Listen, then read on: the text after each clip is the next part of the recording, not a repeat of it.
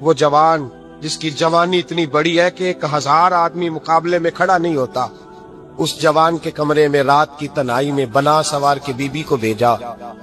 وہ be be کہتی ہے میں ساری رات بن سور کے اس صحابی کے کمرے میں بیٹھی رہی، لیکن یہ کیا شخص تھا، ساری رات ہی مصلے پہ بیٹھا رہا، ساری رات ہی۔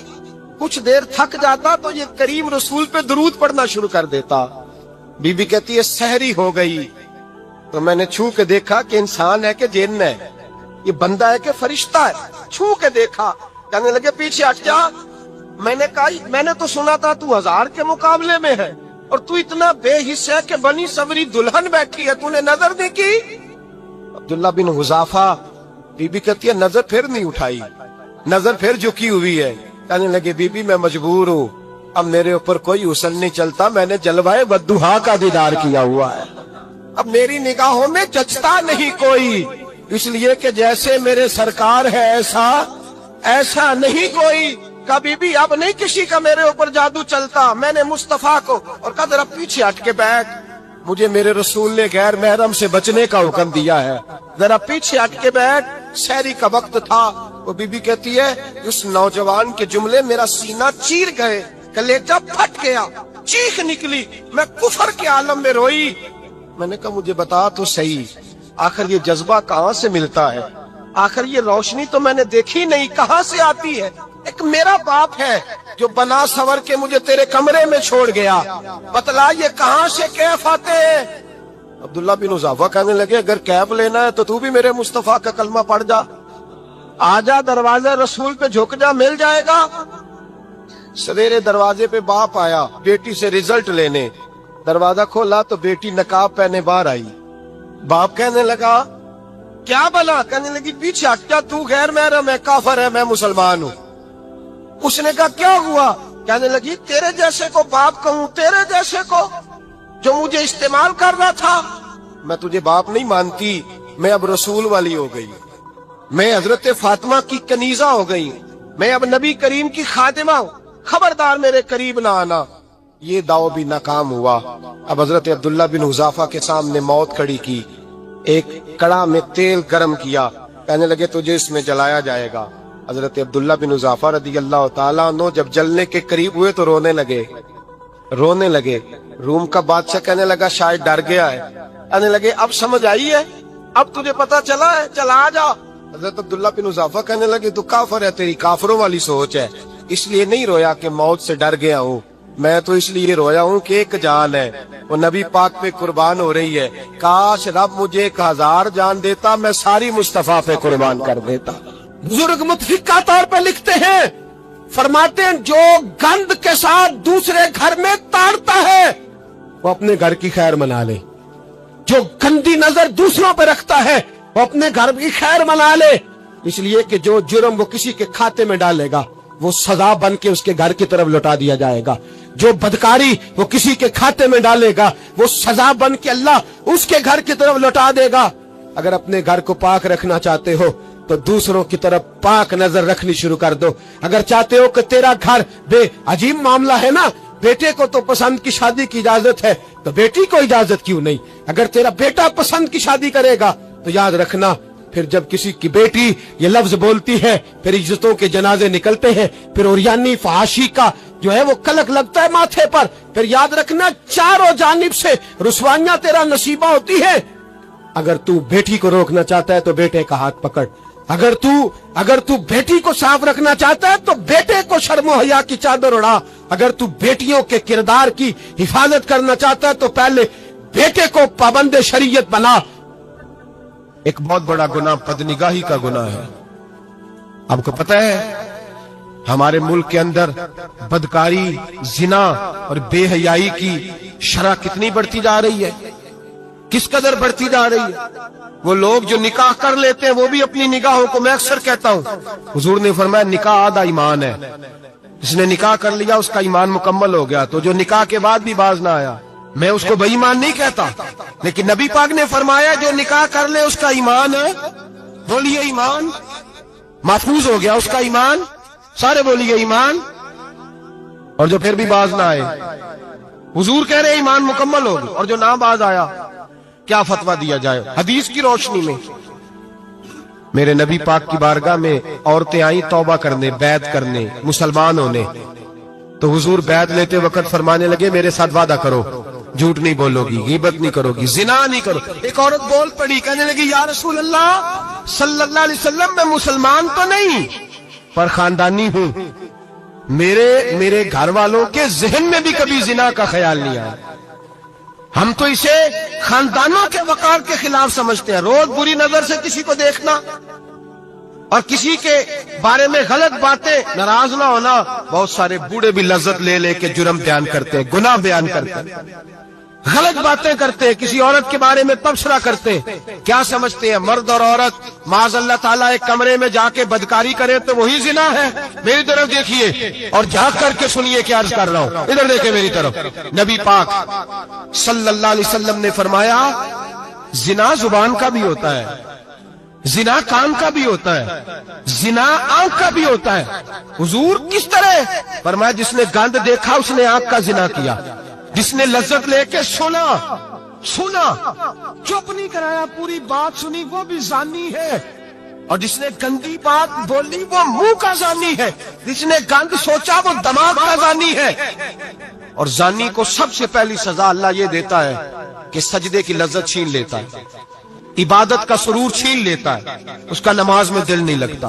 قرآن میں سب سے پہلی سزا اسے اللہ اپنے دروازے سے دور کر دیتا ہے۔ ایک سنار نے گلی میں ایک یتیم چھوٹے سے بچے کو گھومتے دیکھا تو سنار بے اولاد تھا، بچے کو اٹھا کے گھر لے آیا۔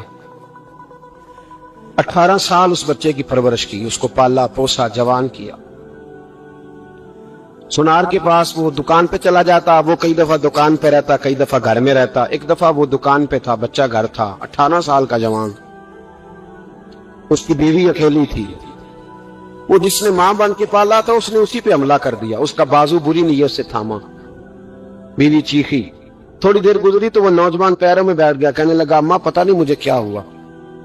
شام کو سنار آیا، بیوی چیخنے لگی، چلانے لگی، کہنے لگی آج عجیب بات ہوئی، جس کو میں نے جگر کا خون دے دے کے پالا اسی نے گندی نظر ڈالی۔ سنار محو حیرت ہے، بیوی کا خیال تھا کہ لٹھ اٹھائے گا، ڈنڈا اٹھائے گا، نوجوان کو مارے گا، لیکن وہ رونے لگ گیا۔ اس نے کہا اس نے میرا بازو تھاما ہے، جانے کیا کیا ہے۔ پریشان ہونے لگ گیا، سجدے میں گر گیا، کہا تو بتاتا کیوں نہیں؟ تو وہ سنار کہنے لگا اس کی غلطی نہیں، 18 سال کے بعد آج مجھ پر بھی شیطان سوار ہوا تھا۔ ایک عورت آئی تھی، وہ اپنے بازوؤں میں چوڑیاں پہننا چاہتی تھی تو میں نے بھی گندی نظر سے ہاتھ ڈالا تھا، رب کریم نے مجھے فوراً اس کی سزا دی۔ جن کے گھروں میں بیٹیاں ہوتی ہیں ان کی نظریں گندی نہیں ہوتی، جو بیٹیوں کے باپ ہوتے ہیں، جو بہنوں کے بھائی ہوتے ہیں، ان کی نظریں گندی۔ اور اگر تو ٹیلی فون کرتا ہے، تو کسی عورت کے ساتھ تعلق رکھتا ہے تو یہ بات لکھ لے، امام فخر الدین رازی 1، علامہ اسماعیل حقی 2، مولانا جلال الدین رومی 3، امام خازن 4، امام جلال الدین سیوطی 5 حدیث کے استاد اور محدث لکھتے ہیں کہ اگر تو کسی پر گندی نظر ڈالے گا تو تیرا گھر بچ سکتا، یاد رکھ نہیں بچے گا، اس لیے کہ تیری نظر کسی کی بیٹی کو بیٹی سمجھ تاکہ تیری بچی کا پردہ قائم رہے، کسی کی بہن کو۔ یہ کیا بات ہوئی کہ تو جتنا مرضی گند معاشرے میں پھیلاتا رہے تیرا گھر بچا رہے؟ یہ کیسے ہو سکتا ہے؟ فَإِنَّ لَهُ مَعِيشَةً ضَنْكَ، اللہ فرماتے ہیں زندگی تنگ ہو جائے گی تیرے لیے مشکل، تو ڈھونڈتا پھرے گا کہ میں مرنے کو جگہ تلاش کروں۔ سچی توبہ کرے، کھری توبہ کرے۔ یہ گناہ انسان کو مجبور کر دیتے ہیں۔ حضرت عبداللہ بن مبارک رحمت اللہ تعالی علیہ، ان کے سینکڑوں شاگرد تھے، ایک شاگرد کے انتقال کا وقت آیا تو گھر گئے ملنے۔ آپ کہتے ہیں میں نے زور لگا لیا پر اس کی زبان پر کلمہ جاری نہیں ہوا۔ میں اسے کہتا کلمہ پڑھ پر اس کی زبان پر جاری۔ اللہ اکبر، بہت بڑی نعمت ہے۔ دعا فرمائیں اللہ ایمان کی موت عطا فرمائے، ایمان کی موت دے اللہ کریم، ایمان کی موت دے۔ ایسے بھی لوگ دیکھے ہیں، مسجد نبوی ہے، رسول اللہ کا شہر ہے، سر سجدے میں ہے، روح پرواز کر گئی، روح پرواز۔ کتنا نصیبوں والا ہے، کتنا نصیبوں والا ہے کہ مسجد نبی میں سر سجدے میں رکھا ہے۔ اور اللہ تبارک و تعالیٰ نے محبوب کے قدموں میں موت عطا فرمائی۔ تو حضرت عبداللہ بن مبارک کہتے ہیں میں نے اس کو کہا کلمہ پڑھ، تو اس کی زبان پہ جاری نہیں ہوتا۔ میں بار بار کہتا تو وہ منت کرتا، کہتا حضور میں کوشش کرتا ہوں جاری نہیں ہوتا۔ فرماتے میں پریشان ہو کے اٹھا، ابھی میں دروازے پہ پہنچا تھا، اس نے چیخ ماری اور روح پرواز کر دی۔ بچے رونے لگے، بیوی رونے لگی، تو میں نے اس کی بیوی سے کہا کہ یہ جرم کیا کرتا تھا، اتنا بڑا پاپی پہ کلمہ جاری نہیں ہوا۔ اس کی زوجہ کہنے لگی حضرت جی 2 گناہ تھے اس کے، ایک تو یہ شراب کا عادی تھا، روکتی تھی باز نہیں آتا تھا، اور دوسری بات یہ کہ یہ اپنی اماں کا نافرمان تھا، وہ 2 گلیاں چھوڑ کے رہتی ہے، یہ کبھی ملنے نہیں گیا تھا، اس بوڑھی کا کلیجہ اس کی طرف سے بڑی تکلیف میں تھا۔ تو حضرت عبداللہ بن مبارک کہنے لگے جا تو بھی دعا کر، اور اس کی ماں کو بھی کہہ دعا کرے کہ یہاں تو یہ کلمہ نہیں اسے نصیب ہوا، اللہ کرے اللہ آخرت کی منزلیں اس کی بہتر فرما دے۔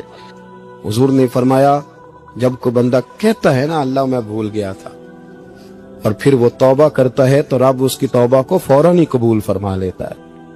حضرت انس بن مالک کہتے ہیں وہ خاتون آئی، کوئی پکڑ کے نہیں لایا، کسی 14 دنوں کے ریمانڈ پہ نہیں اسے منوایا گیا، اسے وہ خود بخود آئی، اور کریم محبوب علیہ السلام کے سامنے جب وہ کھڑی ہوئی تو اتنے درد سے میں نے کم لوگ روتے دیکھے ہیں جس درد سے وہ روئی۔ عرض کرنے لگی حضور میں غلطی کر بیٹھی ہوں، مجھ سے زنا ہو گیا، مجھے پاک کر دے۔ تو محبوب کریم علیہ السلام نے فرمایا تو کیسے ثابت کرے گی تو نے گناہ کیا؟ یعنی مجرم کو ثابت کرنا پڑ رہا ہے کہ میں گناہ گار۔ یہ وہ کمال ہے کہ انسانوں کو احساس ہونے لگے کہ یہاں ہم غلط ہیں۔ جب اعتراف جرم ہوتا ہے، جب بیماری کی تشخیص ہوتی ہے تو پھر اس کا علاج بھی ہو جاتا ہے۔ حضرت انس بن مالک کہتے ہیں وہ عرض کرنے لگی حضور میرے پیٹ میں ناجائز بچہ ہے۔ حضور نے فرمایا جا جب بچہ پیدا ہو تو پھر آنا۔ وہ 8 ماہ کے بعد آئی تو اس کی گود میں پھول سا بچہ تھا۔ حضور نے فرمایا واپس جا، جب روٹی کھانے لگ جائے تو پھر آنا۔ وہ 2 سال 2.25 سال دودھ پلاتی رہی، پھر جب آئی تو بچے کے ہاتھ میں روٹی کا ٹکڑا تھا۔ کریم محبوب صلی اللہ تعالی علیہ وسلم سے آ کے جب اس نے بات کی تو وہ درد سے روئی، کہنے لگی یا رسول اللہ 3 سال ہونے کو ہیں، میں نے گناہ کیا ہے، میں ساری رات سو نہیں پاتی۔ حضور تڑپتی اگر اس حال میں مر گئی تو اپنے رب کو کیا منہ دکھاؤں، مجھے پاک کر دے، میرے حال پہ رحم فرمائے۔ محبوب کریم صلی اللہ علیہ وسلم نے بچہ ایک صحابی کو دیا، فرمایا بچوں کی طرح پالنا، اور کہا اسے لے جاؤ، پتھر مار مار کے اسے سنسار کر دو۔ صحابہ کہتے ہیں اسے پتھر لگ رہے تھے اور حضور بے چینی کے ساتھ ٹہل رہے تھے۔ آ کے خبر دی حضور وہ تو وصال کر گئے، انتقال ہو گیا۔ فرمایا یہاں تک تو بات اس کی تھی۔ حضرت انس بن مالک کہتے اب محبوب کریم نے صحابیات سے فرمایا اسے غسل دو، کفن پہناؤ، جنازہ تیار ہو جائے تو مجھے خبر کرنا۔ حضرت انس بن مالک کہتے ہیں غسل ہوا، کفن ہوا، جنازہ تیار ہوا تو حیران ہم تب ہوئے جب میرے محبوب نے فرمایا صفے بناؤ، میں خود جنازہ پڑھاؤں گا، میں خود جنازہ پڑھاؤں گا۔ اور سرکار نے جنازہ پڑھایا تو ایک شخص کی زبان سے نکلا حضور اس ملعون کا معاذ اللہ جنازہ جس نے ناجائز بچہ جنا، اس کے لیے آپ دعا کر رہے ہیں، جنازہ پڑھا۔ حضور فرمانے لگے خاموش ہو جاؤ، تم نے گناہ دیکھا ہے اس کا احساس نہیں دیکھا، تم نے غلطی دیکھی ہے لیکن اس کی توبہ کا انداز نہیں دیکھا۔ اور صاحب کنز العمال نے یہ لفظ نقل کیے ہیں کہ کریم محبوب فرمانے لگے اس نے تو ایسی شاندار توبہ کی ہے کہ اگر میں اپنی ساری امت میں بانٹ دوں تو اللہ سب کی مغفرت فرما دے گا۔ احساس جب پیدا ہو جاتا ہے نا اپنے دل کے اندر کہ یہاں میں غلط ہوں، ان العبد اذا اعترف ثم تاب تاب اللہ علیہ، او کما قال نبی صلی اللہ علیہ وسلم، رواہ مشکات۔ بھائیو آج ہمارے سجدے بے کیف ہیں، آج لوگ غلط جگہ پہ گھنٹوں بیٹھے رہتے ہیں، مسجدوں میں لوگوں کے دلوں کو گھبراہٹ ہوتی ہے، لوگ بھاگتے ہیں۔ میرے نبی پاک نے فرمایا تو نظر کو پاک کر لے، اللہ تیری عبادت میں لذت پیدا فرما دے گا۔ میرے بھائی یاد رکھ لیں اور سن لیں، سب سے کمزور آدمی وہ ہے جس کا ذہن پاک نہیں، سب سے کمزور آدمی وہ ہے جو کردار کا غلط ہے۔ ایک بات میں نے پڑھی، آپ یقین کریں میرا دل کرے کہ میں آگ لگا دوں اس عنوان کو جس پہ گندگی لکھی جاتی ہے، ان اخباروں کو، ان چیزوں کو جس پہ گند لوگوں کے دلوں میں. وہ انڈیا کی ایک وزیر اعظم عورت گزری تو کسی نے اس سے کہا کہ پاکستان نے تو تمہیں شکست دی ہے، تم جیت نہیں سکے بڑا ملک ہو کے. کہنے لگی کوئی بات نہیں، تھوڑا وقت ٹھہر جاؤ، ہم ان پر تہذیبی یلغار کریں گے، ان کے گھروں میں ننگا ناچ کریں گے، یہ گندی تصویریں دیکھیں گے، یہ گند میں الجھ جائیں گے. اور جو قوم گند میں الجھ جایا کرتی ہے وہ پھر کسی سے لڑنے کی طاقت نہیں رکھتی، اس کے اندر ڈٹ جانے کی ہمت نہیں ہوتی، اس کی غیرت کے جنازے نکل جاتے. دل کرتا ہے جل جائے وہ جل جائے جہاں سے برائی پھیلتی، تباہ ہو جائے وہ علاقے جہاں سے گند ہوتا ہے. لوگ گند کی کمائی کھاتے ہیں، گند کی ایکٹروں کے ساتھ کھڑے ہو کے فوٹویں کھچاتے ہیں اور گناہ پہ فخر کرتے ہیں. اور گندے لوگ کہتے ہیں اللہ کا فضل ہے ہم گند پھیلا رہے ہیں، ثم معاذ اللہ. لوگ گناہ پہ فخر کرتے ہیں چوکوں چوراہوں میں. محمد بن قاسم آئے ہندوستان پہ راجہ دہر کے مقابلے میں، نوجوان میری طرف دیکھے اور صحیح ہو کے بیٹھے، خاصے صحیح ہو کے بیٹھے، تقریر نہیں کر رہا، جذبات کا. میرے جذبات سنے، دل کے پھپولے جل رہے ہیں سینے کے داغ سے. اللہ کی قسم روح کی گہرائی سے بات کر رہا ہوں، وہ بات کر رہا ہوں جو سینہ کہہ رہا ہے کہ پھٹ جائے اور کہنا نہ پڑے. قرآن و حدیث پڑھتے ہیں اور پھر اپنا حال دیکھتے ہیں تو لگتا یہ ہے کہ عذاب قریب آ گیا ہے، لگتا ہے زمین پھٹنے والی ہے، آسمان گرنے والا، لگتا ہے قریب آ گیا ہے سارا کچھ. سمجھے کہ عرض کر یہ بات اگر آپ سمجھ گئے تو قیمت وصول ہو گئی. اس کو سمجھ گئے تو سمجھ لیں آپ کے مزاج کے اندر اللہ نے تبدیلی پیدا کر دی. محمد بن قاسم 18 سال کا جوان، ایک عورت کی عزت پر راجہ دہر ہندو نے حملہ کیا، محمد بن قاسم بچانے آئے. جب ہندوستان آئے فوج تھوڑی تھی، علاقہ تھوڑا تھا، راجہ دہر کی فوج بہت زیادہ، اور پھر اپنا عرب چھوڑ کے یہاں آ کے ہندوستان میں اس کے علاقے میں اس پہ حملہ کرنا، حالات خراب تھے. محمد بن قاسم پریشان ہے. ایک بزرگ نے دیکھا، کہنے لگے پریشان کی ہو؟ کہنے لگا سوچتا ہوں علاقہ بھی اس کا، فوج بھی اس کی، میرے فوجیوں کو تو رستوں کا بھی نہیں پتا، کیسے جنگ کریں گے، کدھر سے آئیں گے، اور پھر ہمیں زبان بھی نہیں آتی، کیسے کام ہوگا، ڈر رہا ہوں. 2-4 دن گزرے تو محمد بن قاسم اشاش بشاش ہو گئے. اور بزرگ کہنے لگے خیر ہے، بڑے مطمئن ہو گئے ہو. کہنے لگے بس راجہ دہر ہم سے مقابلہ نہیں کر سکتا، راجہ دہر ہمارے مقابلے میں کھڑا نہیں ہو سکتا. وہ گرا کے گرا، وہ لڑکھڑایا کے لڑکھڑایا، ریزہ ریزہ ہو جائے گا. آپ کو کیسے خوشخبری مل گئی؟ کہنے لگے مجھے پتا چلا ہے کہ راجہ دہر ذہن کا گندا ہے، وہ تو چچا کی بیٹی کو نہیں چھوڑتا، ماموں کی بیٹی کو نہیں چھوڑتا، خالہ کی بیٹی کو گندی نظر سے دیکھتا ہے. جس کا ذہن گندا ہوتا ہے وہ کسی کا مقابلہ نہیں کر سکتا. ہمیں فتح ہوگی، فتح، وہ گرے گا. وہ بزرگ کہتے ہیں میں سمجھ گیا کہ واقعی اسے فتح ہوگی. آج کشمیر کیوں آزاد نہیں ہو رہا، فلسطین میں آگ کیوں لگی ہوئی ہے؟ مسلمان جب تک ذہن کا گندا ہے کمزور ہے، جب تک ذہن کا ناپاک ہے کمزور ہے. حضرت سعد بن ابی وقاص رضی اللہ تعالیٰ عنہ فرمایا کرتے تھے اللہ مسلمان کی مدد اتنی دیر تک کرتا رہتا ہے جتنی دیر تک مسلمان کا ذہن صاف رہتا ہے، کردار پاک رہتا ہے. آگ اس لیے معاشرے میں لگی ہے. نوجوانوں تم کہتے ہو کامیابیاں نہیں ملتی، اسے کیسے کامیابی مل سکتی ہے جس کا ذہن ہی صاف نہیں؟ وہ کیسے دنیا کی بازی جیت سکتا ہے جس کی نگاہ ہی پاک نہیں؟ وہ کیسے آگے بڑھ سکتا ہے جس کے کردار میں پاکیزگی نہیں؟ اپنے آپ کو پاک کر لو، اللہ ہر مشکل میں تمہاری مدد فرمائے گا، ہر رستے میں تمہاری مدد فرمائے گا. اور میں نے کہا جب آدمی ناپاک ہوتا ہے تو رب کریم اس سے عبادت کی لذت چھین لیتا ہے.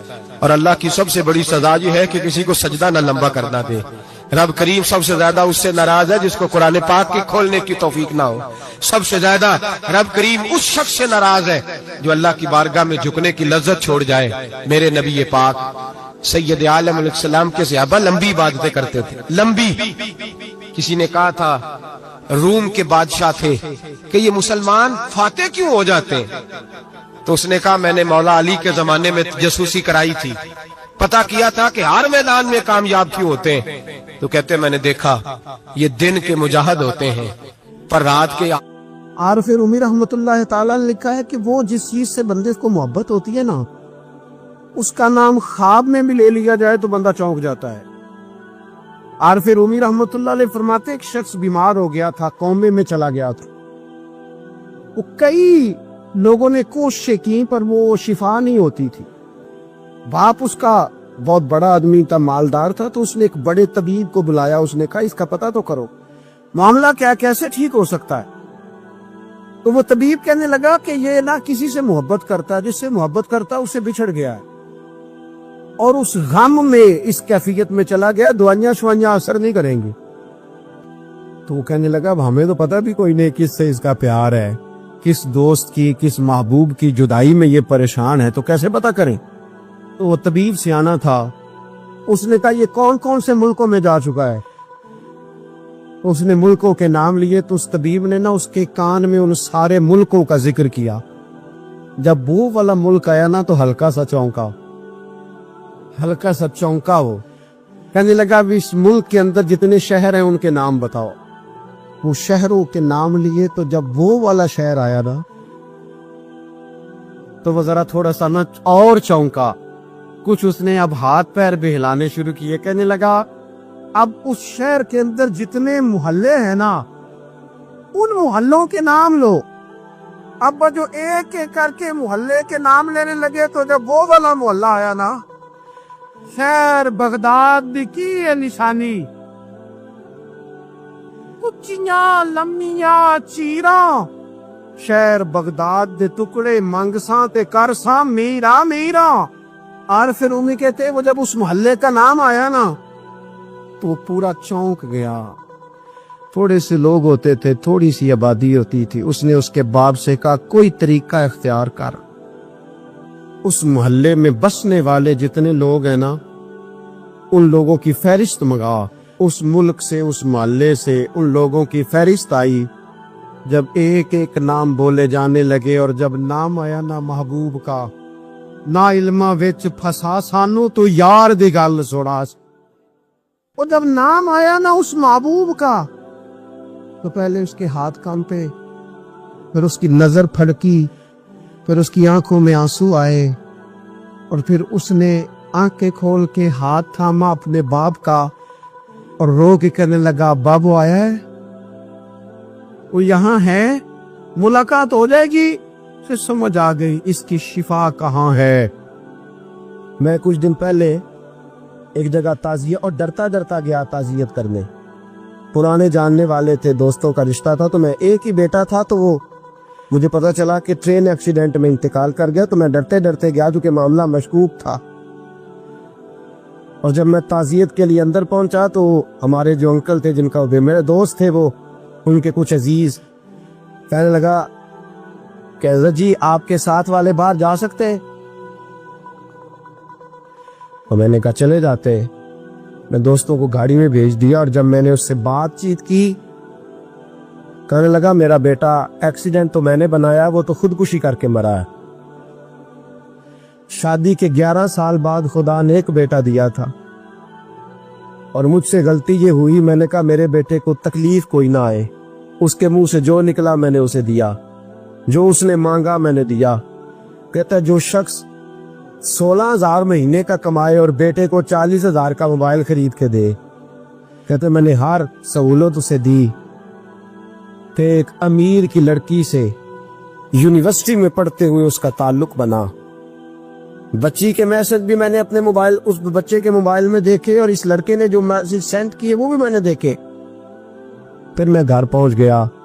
मैंने बेटे से मिन्नतें की कि बेटा वो हमें रिश्ता नहीं देंगे, हमारी बरादरी भी छोटी है और हमारे जेब में पैसे भी कोई नहीं। फिर मैं उनके घर गया, बेटा ना माना और मैंने उस शख्स को बुला के कहा तेरी बेटी के मैसेज है, खुदा रा ख्याल कर, और तेरे तो 7 बच्चे हैं, मेरी गोद में तो एक ही फूल खिला है, मैं किधर जाऊं, ख्याल कर।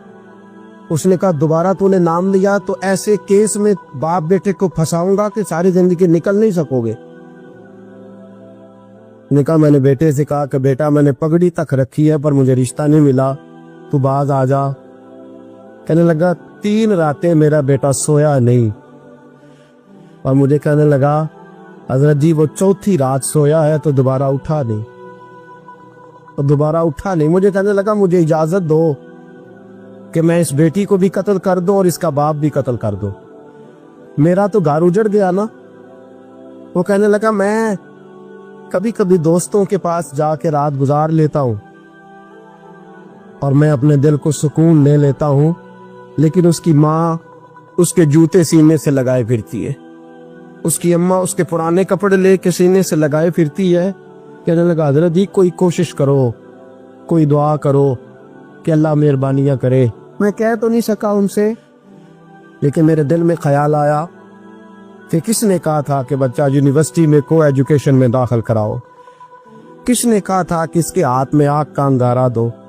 میرے دوست، آپ تیز آگ جلا کے اس کے قریب مکھن رکھو اور پھر مکھن سے کہو کہ ڈلنا نہ، پھر مکھن سے کہو کہ پگھلنا نہ۔ بھئی تیز آگ قریب جلا دی اور تو کہتا پگھلنا، یہ کیسا ممکن ہے؟ ہو سکتا ہے؟ بولیے نا، ہو سکتا ہے؟ حضرت سیدنا ابو بکر صدیق فرماتے ہیں میں حضور کے سامنے بیٹھا، ایک شخص آیا، اس نے آ کر کے کہا یا رسول اللہ صلی اللہ تعالی علیہ وآلہ وسلم، یہ میرے ہاتھ کے اندر خنجر ہے، میں قتل کر کے آیا ہوں۔ قاتل کھڑا ہوا، ایک طرف قرآن مجید کا حکم ہے کہ جس نے ایک آدمی کو قتل کیا پوری انسانیت کو قتل کیا، حضور یہ خنجر ہے، قتل کر کے آیا ہوں۔ میرے مصطفیٰ نے فرمایا کس کو قتل کیا؟ عرض کی حضور سگی بہن کو مارا ہے، سگی بہن تھی، میں نے قتل کر دی۔ میرے نبی پاک صلی اللہ علیہ وسلم نے فرمایا کیوں مارا؟ پیار نہیں تھا؟ محبوبہ بہن سے کس کو پیار نہیں ہوتا، بڑا پیار تھا، پر مارا کیوں؟ تو صحابی رونے لگے، کہنے لگے محبوبہ میں بڑا پیار کرتا تھا، پر وہ کافرہ تھی، مشرکہ تھی، بڑا پیار کرتا تھا، جب بھی اس کے پاس جاتا وہ آپ کے بارے میں بات چھیڑ دیتی، میں اس کو کہتا سارا کچھ کر لے میرے نبی کے بارے میں بات نہ کرنا، میں ہر شے سہ لیتا، پر مصطفیٰ کریم کی ذات کے بارے میں کوئی بات برداشت کرنے کی طاقت نہیں رکھتا، یہ والا جملہ نہ کہنا۔ میں اس کو روکتا، منع کرتا، وہ باز نہ آتی۔ کہتے ہیں آج اس نے اتنی سخت بات کی کہ میں اس کا گلا کاٹ آیا ہوں، قتل کر دیا ہے۔ حضور میرے لیے حکم کیا ہے؟ تو نبی پاک نے فرمایا جا، تیرے اوپر کوئی سزا نہیں، تو نے جو کیا ہے اچھا ہی کیا ہے، نہیں اچھا کر ڈالا ہے جو تو نے کیا ہے۔ ایک صحابی نابینا تھے، آنکھوں سے نظر نہیں آتا تھا، رشتہ کوئی نہیں دیتا تھا، معذور آدمی تھے، نکاح ہوا، شادی ہوئی، 2 بیٹے دیے اللہ، گھر بس گیا، بیوی کپڑے دھو کے دیتی، خدمت کرتی، روٹی پکا کے دیتی، بچے بڑے حسین تھے، اور وہ صحابی خود فرماتے ہیں، نابینا صحابی کہتے ہیں موتیوں کی طرح کے میرے بچے، جو بھی آتا آ کے کہتا تیرے موتیوں کی طرح کے لال ہیں۔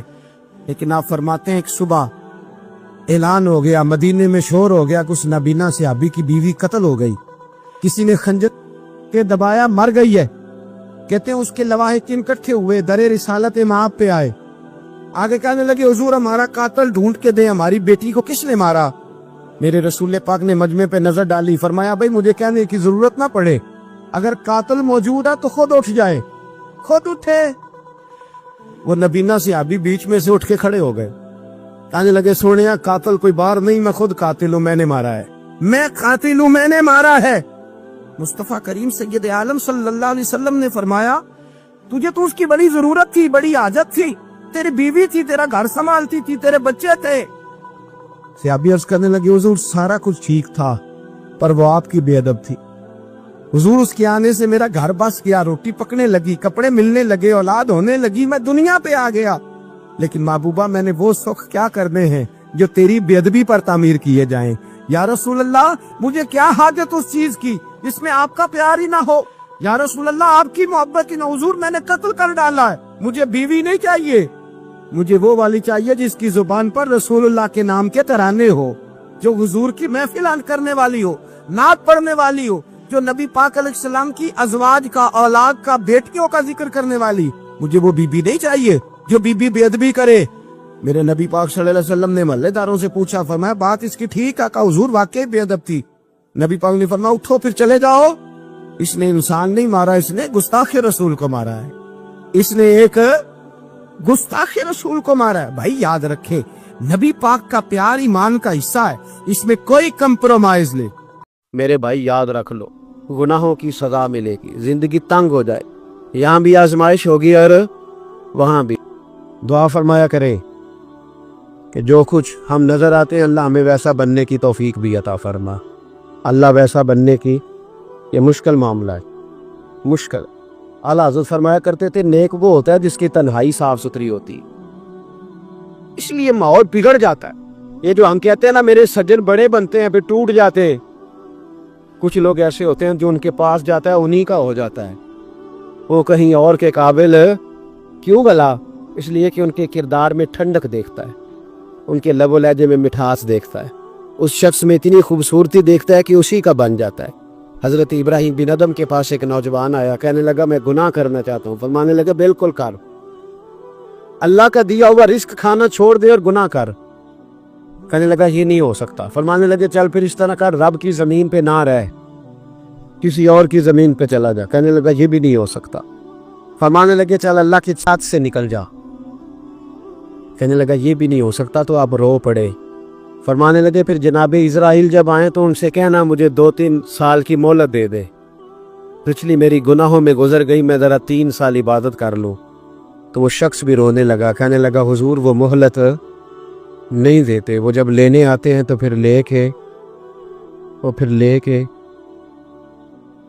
अल्लाह ताला ने जब इंसान बनाना चाहा ना तो जनाब जिब्रील को कहा मिट्टी लेके आ ज़मीन से। हज़रत जिब्रील ने मिट्टी पे हाथ डाला तो बाकी की मिट्टी रोने लग गई, इसे जुदा ना कर। तो जनाब जिब्रील छोड़ के चले गए। हज़रत मीकाइल को भेजा, मिट्टी ला, मिट्टी पे हाथ डाला तो बाकी की मिट्टी रोने लग गई, छोड़ के चले गए।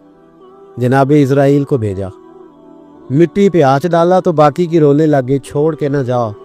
तो हज़रत इज़राइल फरमाने लगे तेरा रोना देखो कि रब का हुक्म देखो। वो ले गए, जब पेश की तो रब करीम ने फरमाया इज़राइल जान निकालने की ड्यूटी भी तेरी, तो मिट्टी को ले आना, बाकी मिट्टी रोती भी रहे तो रोती रहे, जब मेरा फैसला आ जाए तो फिर उसमें कोई गुंजाइश, हम खाते भी अल्लाह का हैं, नाफरमानी भी उसकी करते, ज़मीन पे भी उसकी चलते हैं, नाफरमानी भी उसकी करते, हुक्म किसी और का मानते, छत पे रब करीम की रहते। इस तरह निज़ाम नहीं चलता। एक मेरी तरह का दीनदार था जो चेहरे का तो नेक था, अंदर पता नहीं क्या कुछ था। एक तवाइफ गुजर रही थी, उसने उसको तबलीग कर दी, कहने लगा बस कर दे, सियानी बन जा। तो किसी दानिश्वर में लिखा है उसने बड़ा सख्त जवाब दिया उस औरत ने, कहने लगी बाबा मैं तो जो हूँ वो नजर भी आ रही हूँ, तू बता जो तू नजर आता है वो तू है कि नहीं। उस बंदे ने चीख मारी और बेहोश होकर गिर पड़ा।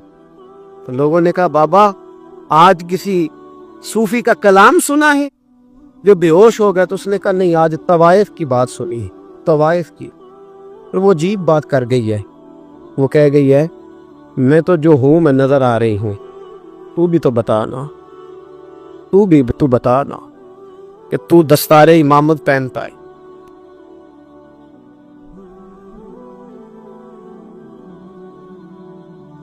तू बता, तू जो कहलाता है तू वो है कि नहीं। ये वकाल अल इंसानु माला, ये राज क़यामत में खुलेगा। हम जो कुछ बता रहे हैं ना अपनी ज़ुबानों से, हमें अपने गुनाहों का एहसास होना चाहिए। ऐसा ना हो कि जब सज़ा मिले तो फिर इस तरह की मिले कि दोबारा किसी को कोई मुंह दिखाने के काबिल न रहे। मेरे भाई याद रखें और समझें, गुनाह इंसान की ज़िंदगी को तंग करते हैं। मेरे नबी पाक अलैहिस्सलाम ने फरमाया जब तू झूठ बोलता है तो तेरे फरिश्ते किरामन कातिबिन साइड पे होके खड़े हो जाते हैं। जब तू जिना करता है तो तेरे अंदर से ईमान निकल जाता है। और नबी पाक अलैहिस्सलाम ने फरमाया जब मेरी कौम में नाइंसाफ़ी आम हो जाएगी तो कत्ल भी आम हो जाएगा। और सुन लो, लिख लेना ये हदीस दिल की तख्ती पर। नबी पाक अलैहिस्सलाम ने फरमाया जब मेरी कौम में बेहयाई और बदकारी आम हो जाएगी तो 2 सदाएं अल्लाह देगा। एक तो जवान मौतें आएंगी, जवान बच्चे कुछ भी नहीं देखा चले गए। और दूसरी सदा अल्लाह ये देगा कि ऐसी बीमारियां आएंगी जिनका इलाज ही नहीं मिलेगा, ऐसे अमराज टूट पड़े। अगरचे मैं आपको ऐसी तकरीर भी सुना सकता था जिस पे आप बहुत ज़्यादा महसूस होते, पर मैंने इस जुमे में ऐसा मौजू चुना है जिसका हमें ख़ास ज़रूरत है। भाई देखे तो सही, कहीं ऐसा तो नहीं कि हम उन ऐबों में मुब्तला हैं। मेरे नबी करीम अलैहिस्सलाम ने फरमाया जब तुम नेकी का हुक्म देना और बुराई से मना करना छोड़ दोगे फिर अल्लाह तुम पर जालिम हुक्मरान मुसल्लत करे। اور اگلے لفظ اس سے بھی زیادہ سخت ہیں. محبوب فرمانے لگے پھر تمہاری نیک لوگ دعائیں بھی کریں گے تو اللہ وقتی طور پر ان کی دعاؤں کو بھی قبول نہیں فرمائے گا، اس لیے کہ تم لوگوں نے نیکی کا حکم دینا اور بھلائی سے روکنا چھوڑ دیا. عزیزو یاد رکھو، جب گناہ عام ہوتے تو پھر حالات بدلتے اور لوگوں کو سزا ملتی ہے ان کے گناہوں کی، بلکہ یہاں تک لکھا ہے کہ نیت خراب ہو تو سزا شروع ہو جاتی. کیا خراب ہو؟ بولیے گا. نیت بھی خراب ہو تو سزا. حضرت رومی کہتے کہ ایک بادشاہ کو پتہ چل گیا کہ ایک آدمی نے بڑا اچھا باغ لگایا ہے، خوبصورت باغ ہے، مالٹے کا، کنوں کا باغ، بڑا پیارا. بادشاہ نے کہا ذرا جا کے دیکھتا ہوں. بادشاہ سلامت باغ دیکھنے آئے تو اب وہ مزدور آدمی تھا، عام آدمی تھا جس نے باغ لگایا، کسان تھا. اس کو کہا کہ چند کنوں توڑ کے لایا تو بڑے پیارے لگے. ایک دو اور لایا، کھائے، بڑے میٹھے، بڑے پیارے، بڑے توانا، بڑا مزہ آیا. تو بادشاہ کے دل میں خیال آیا کہ اس پہ قبضہ نہ کر لوں باغ پہ.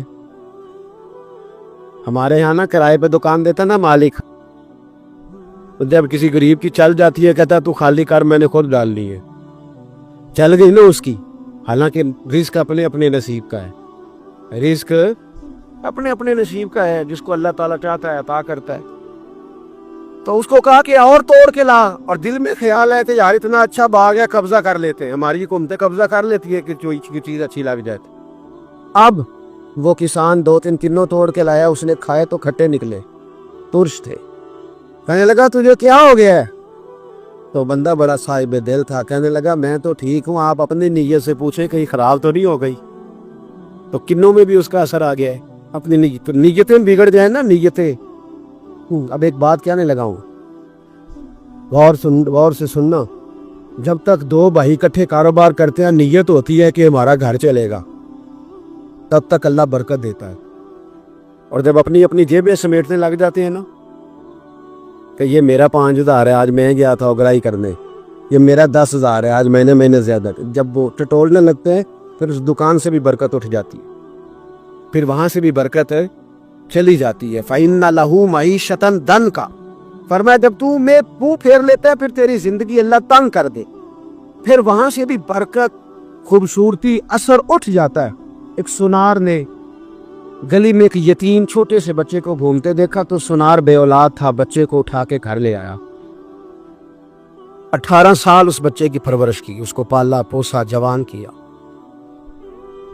سونار کے پاس وہ دکان پہ چلا جاتا، وہ کئی دفعہ دکان پہ رہتا، کئی دفعہ گھر میں رہتا. ایک دفعہ وہ دکان پہ تھا، بچہ گھر تھا، 18 سال کا جوان. اس کی بیوی اکیلی تھی. وہ جس نے ماں بن کے پالا تھا اس نے اسی پہ حملہ کر دیا، اس کا بازو بری نیت سے تھاما. بیوی چیخی. تھوڑی دیر گزری تو وہ نوجوان پیروں میں بیٹھ گیا، کہنے لگا اماں پتہ نہیں مجھے کیا ہوا. شام کو سونار آیا، بیوی چیخنے لگی، چلانے لگی، کہنے لگی آج عجیب بات ہوئی، جس کو میں نے جگر کا خون دے دے کے پالا اسی میں گندی نظر ڈالی. سونار محو حیرت ہے. بیوی کا خیال تھا کہ لات اٹھائے گا، ڈنڈا اٹھائے گا، نوجوان کو مارے گا، لیکن وہ رونے لگ گیا. اس نے کہا آج اس نے میرا بابو تھا، میں جانے کیا کیا ہے. پریشان ہونے لگ گیا، سجدے میں گر گیا. کہا تو بتاتا کیوں نہیں؟ تو وہ سونار کہنے لگا اس کی غلطی نہیں. 18 سال کے بعد آج مجھ پر بھی شیطان سوار ہوا تھا. ایک عورت آئی تھی، اپنے بازوؤں میں چوڑیاں پہننا چاہتی تھی تو میں نے بھی گندی نظر سے ہاتھ ڈالا تھا. رب کریم نے مجھے فوراً اس کی سزا دی. ان کے گھروں میں بیٹیاں ہوتی ہیں، ان کی نظریں گندی نہیں ہوتی. جو بیٹیوں کے باپ ہوتے ہیں، جو بہنوں کے بھائی ہوتے ہیں، ان کی نظریں گندی. اور اگر تو ٹیلی فون کرتا ہے، تو کسی عورت کے ساتھ تعلق رکھتا ہے تو یہ بات لکھ لے، امام فخر الدین رازی 1، علامہ اسماعیل حقی 2، ملا جلال الدین رومی 3، امام خازن 4، امام جلال الدین سیوطی 5 حدیث کے استاد اور محدث لکھتے ہیں کہ اگر تو کسی پر گندی نظر ڈالے گا تو تیرا گھر بچ سکتا، یاد رکھ نہیں بچے. اس لیے کہ تیری نظر کسی کی بیٹی کو بیٹی سمجھ تاکہ تیری بچی کا پردہ قائم رہے. کسی کی بہن کو، یہ کیا بات ہوئی، کہ تو جتنا مرضی کاند معاشرے میں پھیلاتا رہے تیرا گھر بچا رہے، یہ کیسے ہو سکتا؟ فَإِنَّ لَهُ مَعِيشَةً ضَنْكًا، اللہ فرماتے ہیں زندگی تنگ ہو جائے گی تیرے لیے مشکل، تو ڈھونڈتا پھرے گا کہ میں مرنے کو جگہ تلاش کروں۔ سچی توبہ کرے، کھری توبہ کرے۔ یہ گناہ انسان کو مجبور کر دیتے۔ حضرت عبداللہ بن مبارک رحمۃ اللہ تعالی علیہ، ان کے سینکڑوں شاگرد تھے، ایک شاگرد کے انتقال کا وقت آیا تو گھر گئے ملنے۔ آپ کہتے ہیں میں نے زور لگا لیا پر اس کی زبان پر کلمہ جاری نہیں ہوا۔ میں اسے کہتا کلمہ پڑھ پر اس کی زبان پر جاری۔ اللہ اکبر، بہت بڑی نعمت ہے۔ دعا فرمائیں اللہ ایمان کی موت عطا فرما، ایمان کی موت دے اللہ کرے، ایمان کی موت دے۔ ایسے بھی لوگ دیکھے ہیں، مسجد نبوی ہے، رسول اللہ کا شہر ہے، سر سجدے میں ہے، روح پرواز کر گئی، روح پرواز۔ کتنا نصیبوں والا ہے، کتنا نصیبوں والا ہے کہ مسجد نبی نے سر سجدے میں رکھا ہے اور اللہ تبارک و تعالیٰ نے محبوب کے قدموں میں موت عطا فرمائی۔ تو حضرت عبداللہ بن مبارک کہتے ہیں میں نے اس کو کہا کلمہ پڑھ تو اس کی زبان پہ جاری نہیں ہوتا۔ میں بار بار کہتا تو وہ منت کرتا، کہتا حضور میں کوشش کرتا ہوں جاری نہیں ہوتا۔ فرماتے میں پریشان ہو کے اٹھا، ابھی میں دروازے پہ پہنچا تھا، اس نے چیخ ماری اور روح پرواز کر دی۔ بچے رونے لگے، بیوی رونے لگی، تو میں نے اس کی بیوی سے کہا کہ یہ جرم کیا کرتا تھا، اتنا بڑا پاپی پہ کلمہ جاری نہیں ہوا۔ اس کی زوجہ کہنے لگی حضرت جی دو گناہ تھے اس کے، ایک تو یہ شراب کا عادی تھا، روکتی تھی باز نہیں آتا تھا، اور دوسری بات یہ کہ یہ اپنی اماں کا نافرمان تھا، وہ 2 گلیاں چھوڑ کے رہتی ہے، یہ کبھی ملنے نہیں گیا تھا۔ اس بوڑھی کا کلیجہ اس کی طرف سے بڑی تکلیف میں تھا۔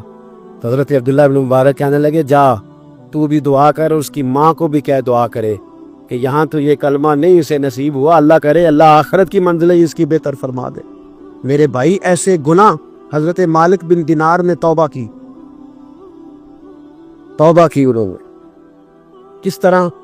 فرماتے میں نشے کا عادی تھا، کسی نے مجھے کہا کہ بطور دوائی شراب پی لو تو میں نے پی لی، نشے کا عادی تھا، شراب پیتا تھا۔ اللہ تعالیٰ نے بڑی منتوں اور کوششوں کے بعد ایک بیٹی عطا فرمائی، وہ بھی 2.5-3 سال کی ہوئی تو پردہ کر گئی۔ کہتے میں اس کی قبر پہ بیٹھ کے گھنٹوں روتا، شراب کا عادی تھا۔ ایک دن سویا تو خواب دیکھتا ہوں کہ میرے پیچھے ایک بڑا سانپ لگ گیا، اور سانپ جب منہ کھولتا ہے تو انگارہ نکلتا ہے۔ میں پھر دعا کرتا ہوں اللہ ہمیں معاف فرمائے، اللہ ہم سے درگزر۔ میں کچھ قبرستانوں میں جاتا ہوں تو میں سانپ بچھو پھرتے ہوئے دیکھتا ہوں تو ڈر آتا ہے کہ ہم یہاں آنے والے ہیں، یہ لوگ کہہ رہے ہیں کہ تمہاری تیاری ہے، کسی وقت بھی اعلان ہو جائے گا کہ چلو بھائی چلو فلاں صاحب کا جنازہ ہے، اٹھو۔ لوگ کہتے ہیں جلدی کرو، اور ایک کونے میں ایک شخص یہ بھی کہتا ہے کہ دیگ بھی رکھ لو، مہمان بڑے جمع ہو گئے، اور ایک کونے میں لوگ یہ بھی کہتے ہیں کہ برف ٹھنڈی لے آؤ، لوگوں نے پانی بھی پینا۔ پہلے اعلان ہوتا ہے کہ فلاں فوت ہو گیا، پھر اعلان ہوتا ہے جنازے کا ٹائم ہو گیا، پھر اعلان ہوتا ہے جنازہ اٹھایا جائے گا، اور پھر بات ختم ہو جاتی ہے، پھر کل من علیہ فان، پھر کوئی نہیں پوچھنے آتا، ختم ہو گیا، قصہ ہی ختم ہو گیا، ان لوگوں کی کہانی مٹ گئی، ختم ہو گئے، بڑے بڑے قد کلا، کوئی پوچھنے والا نہیں۔ موت کا راج ہے موت کا راج، موت راج کرتی ہے بس، اور کسی کا راج وہ راج کرتی ہے، جدھر جاتی ہے اسی کا راج ہے، راج کر رہی ہے۔ حضرت مالک بن دینار کہتے ہیں قبرستان میں نے دیکھا، میں خواب دیکھتا ہوں بڑا اژدہا، اس کے منہ کے اندر آگ میرا پیچھا کر رہا ہے، تو میں خواب دیکھ رہا ہوں، میں دوڑا، لیکن وہ اژدہا جب میں دوڑا تو میرے آگے آ کے کھڑا ہو گیا۔ میں مشرق کو دوڑا تو وہاں بھی آ گیا، مغرب کو دوڑا تو وہاں بھی آ گیا۔ جناب مالک بن دینار کہتے ہیں ایک بوڑھا شخص کمزور مجھے بچانے آیا، پر اس اژدہا نے پھونک ماری تو وہ بوڑھا آدمی دور جا گرا۔ کہتے میں چیختا تھا، چلاتا تھا، ایک پہاڑی پہ میں بھاگا گیا تو وہاں مجھے میری بیٹی ملی، مجھے فوت ہو گئی۔ وہ اس اژدہے کے آگے اس نے یوں ہاتھ کیا تو اژدہا پیچھے بھاگ گیا۔ میں نے بیٹی کو گود میں اٹھایا، میں نے کہا بیٹی یہ کون تھا؟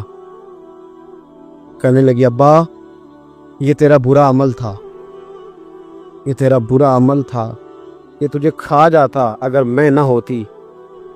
تو کہا یہ بوڑھا جو مجھے بچانے آیا یہ کون تھا؟ کہا یہ تیرا اچھا عمل تھا پر کمزور بڑا تھا۔ تھوڑا تھا، یہ تیرے برے عمل کا مقابلہ کرنے کی ہمت نہیں رکھتا تھا۔ حضرت مالک بن دینار کہتے ہیں میری بیٹی نے خواب میں میری داڑھی پکڑ لی اور کہنے لگی ابا میں چاہتی ہوں تو صحیح ہو جا، ایسا نہ ہو کہ پھر تیرے پیچھے یہ بو ازدہ لگ جائے۔ حضرت مالک بن دینار کہتے ہیں جب میں سو کے اٹھا تو میری داڑھی آنسوؤں سے بھری ہوئی تھی، پھر اس کے بعد میں نے توبہ کی، اس طرح کی توبہ کی کہ پھر میں نے کوشش کی کہ دوبارہ میں اپنے رب کی نافرمانی نہ کروں۔ حضرت عبداللہ ابن عباس فرماتے تھے جو دنیا میں ہنس ہنس کے گناہ کرتے ہیں نا،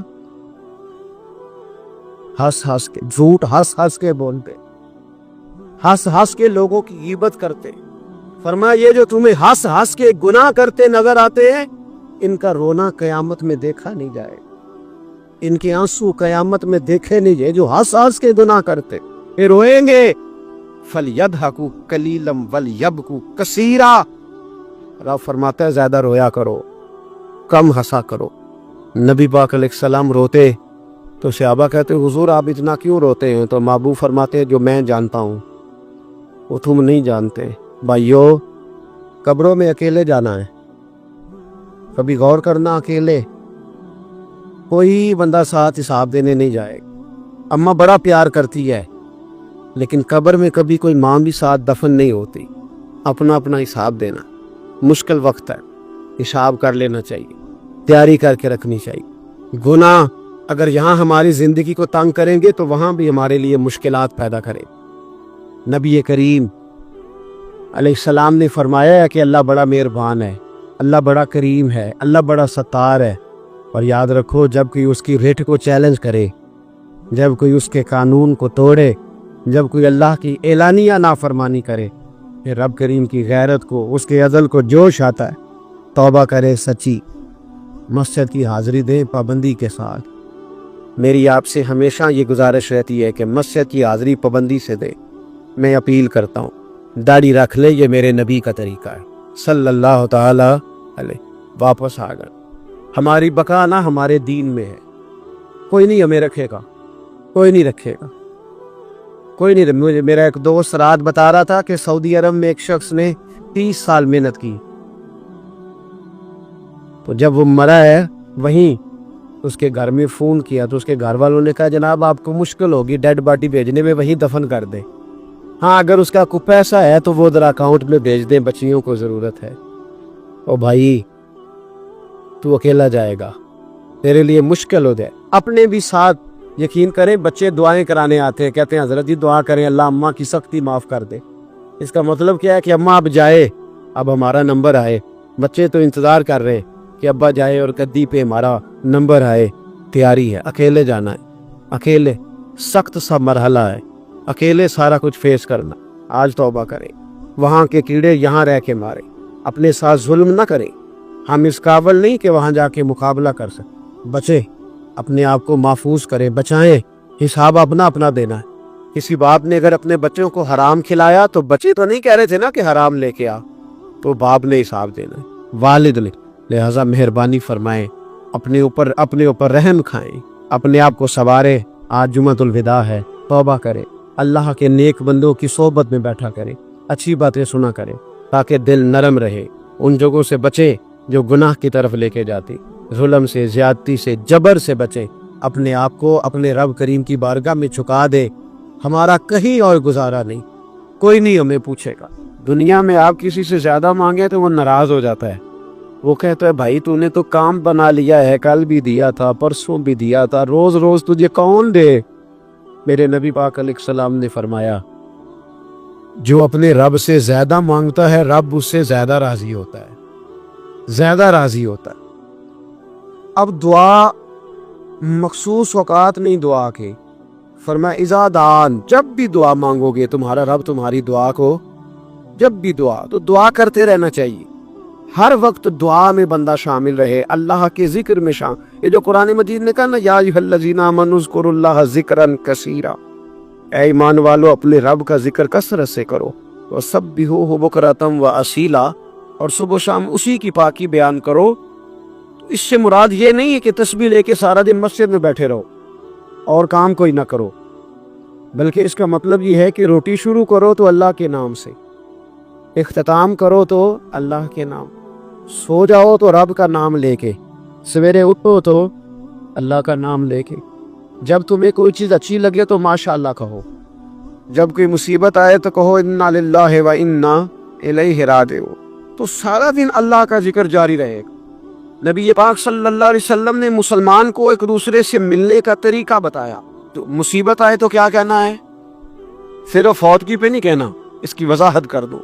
کوئی بھی الذین اذا اصابتہم مصیبہ، جب بھی کوئی مصیبت آئے اللہ کے بندے کہتے ہیں ہم اللہ کی طرف سے آئے ہیں اور اللہ کی طرف ہی ہم نے لوٹ جانا۔ تو میرے عزیز، ہر وقت اللہ کا ذکر جاری رہے گا، ہر وقت زبان پہ رب کریم کا۔ دیکھیں نا، نبی پاک علیہ السلام نے ہمیں ملاقات کا طریقہ بتایا۔ ایک صحابی آئے تو انہوں نے آ کے کہا السلام علیکم، نبی پاک علیہ السلام نے فرمایا رب تعالیٰ نے اسے 10 نیکیاں عطا فرمائی ہیں۔ دوسرے آئے تو انہوں نے کہا السلام علیکم ورحمۃ اللہ، تو محبوب فرمانے لگے، امام بہقی نے اس کو لکھا ہے، محبوب فرمانے لگے رب کریم نے اسے 20 نیکیاں عطا فرمائی۔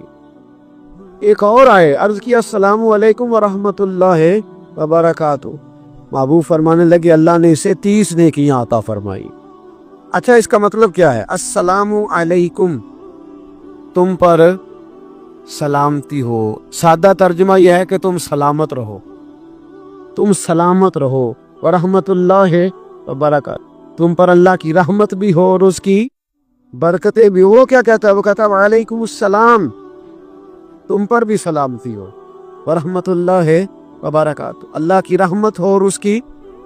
یہ جو مسنون دعائیں ہیں نا، جو حضور نے ہمیں دعائیں سکھائی ہر موقع پہ، ان کا کمال دیکھیے۔ اب ایک مسلمان نے آتے کہا السلام علیکم، اس کا مطلب کیا ہے؟ تم پر۔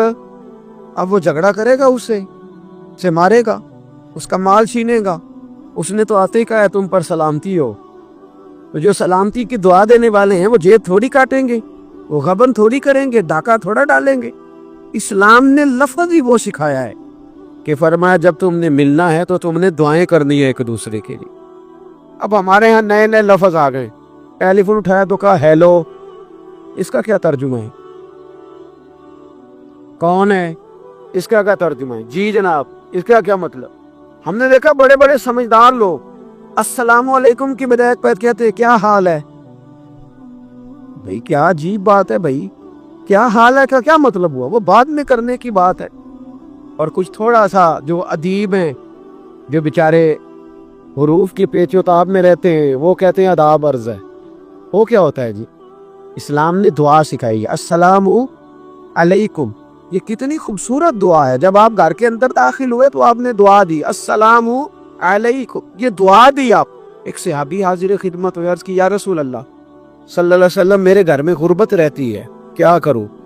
نبی پاک علیہ السلام نے فرمایا جب بھی گھر جایا کرنا گھر والوں سے سلام لیا کر، گھر والوں سے کیا کہا کر؟ السلام علیکم، جب بھی گھر جائے۔